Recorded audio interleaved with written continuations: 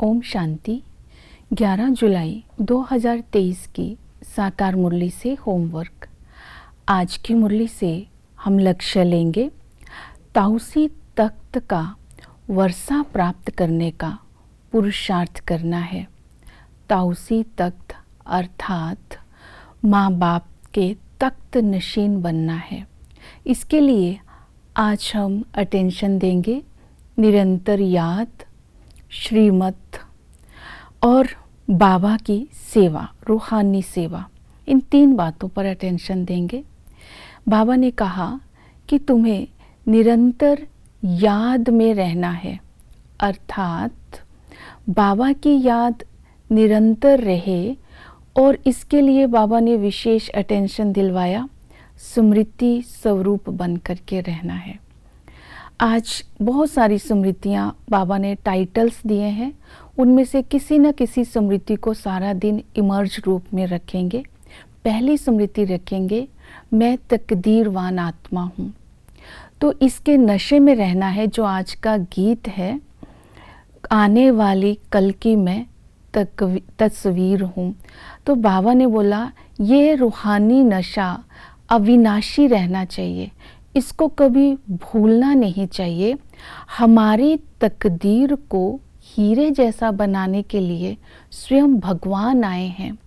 तो बार बार ये गीत को इमर्ज करना है और मैं तकदीरवान आत्मा हूँ, इस स्मृति में रहना है, क्योंकि ऊंचते ऊंच तकदीर बनाने का समय अभी ही है।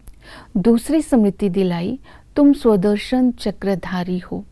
संगम पर बाप आकर के हमें स्वदर्शन चक्रधारी बनाते हैं। हमें सारे चक्र की नॉलेज है, हम बाप को भी जानते हैं, चक्र को भी जानते हैं, स्वयं को भी जानते हैं। इस संगम पर हम ब्रह्मा मुख वंशावली ब्राह्मण बनते हैं। तो इस स्मृति को बार बार इमर्ज करना है। शिव बाबा के हम आत्माएं बच्चे हैं, तो हम आत्मा भाई भाई हैं, और ब्रह्मा के बच्चे हैं तो भाई बहन हैं। तो इस समय हमें बाप दादा ने एडॉप्ट किया है। भविष्य ऊंच तकदीर बनाने के लिए हम माँ बाप के सम्मुख बैठे हैं। इस नशे में रहना है। हम ही देवता बनेंगे भविष्य में, हम ही राजाई में आएंगे। हमारी तकदीर बहुत ऊंची है, हम बहुत सुख लेंगे। तो स्व का दर्शन करते रहेंगे तो बाबा की याद निरंतर आएगी। ऐसा बनाने वाला कौन? फिर तीसरा स्मृति आज बाबा ने हमें दिलाई कि तुम प्रकृति जीत हो। तुम प्रकृति पर जीत पहनते हो तो प्रकृति तुम्हें सहयोग का हार पहनाती है। दुनिया में तूफान आएंगे, अर्थक्वेक होगा और कुछ भी होगा, बाहर सूली होगी, लेकिन जहाँ ब्राह्मणों का पांव होगा वहाँ कांटा होगा, अर्थात प्रकृति आपको सहयोग देगी। तो ये स्मृति को इमर्ज रखना है, मैं तकदीरवान आत्मा हूँ। प्राणेश्वर जो हमें प्राण देता है, ऐसे प्राणेश्वर की याद निरंतर तब रहेगी।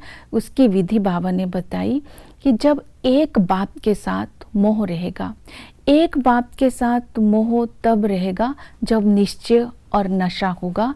एक तो स्वयं पर निश्चय और बाप पर निश्चय। और ये निश्चय रखना है, हम आत्मा स्टार मिसल है, हम आत्मा भ्रिकुटी के बीच में रहती है, हम आत्मा भिन्न भिन्न नाम रूप से पाठ बजाती है। लेकिन परमात्मा भी स्टार मिसल है, परम धाम में रहते हैं, लेकिन वो भिन्न भिन्न नाम रूप से पाठ नहीं बजाते हैं। उनकी आत्मा का नाम शिव है, वो निराकार है, निरअहंकारी है और परम धाम निवासी है। तो इस तरह जब हमें यथार्थ परिचय होगा, स्वयं पर और बाप पर निश्चय होगा, तो हम उसकी याद में रह सकते हैं। तो बाबा बड़े प्यार से हमें अभी समझाते हैं और ऐसे बाबा को भी बहुत प्यार से हम याद करते हैं, क्योंकि संगम पर बाबा हमें ज्ञान भी देते हैं, सम्मुख बैठ करके हमें अपने जैसा बनाते हैं। हम डबल ताजधारी या ब्रह्मांड के भी मालिक बनते हैं इस संगम पर, और विश्व के भी मालिक बनते हैं। ऐसा बनाने वाला बाप सदा ही स्मृति में रहेगा। तो निरंतर याद रखने के लिए स्मृतियों को याद करेंगे। फिर है श्रीमत। बाबा ने बोला कि प्राणेश्वर जो प्राण देने वाला है उसकी श्रीमत पर चलकर तुम्हें अपनी तकदीर को ऊंच बनाना है, किसी को दुख नहीं देना है, गफलत नहीं करना है।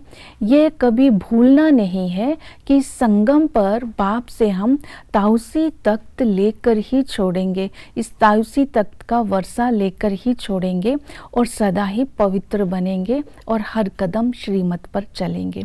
फिर हम सेवा भी करेंगे, मम्मा बाबा को फॉलो कर सर्विस कर ऊंच मर्तबा लेना है।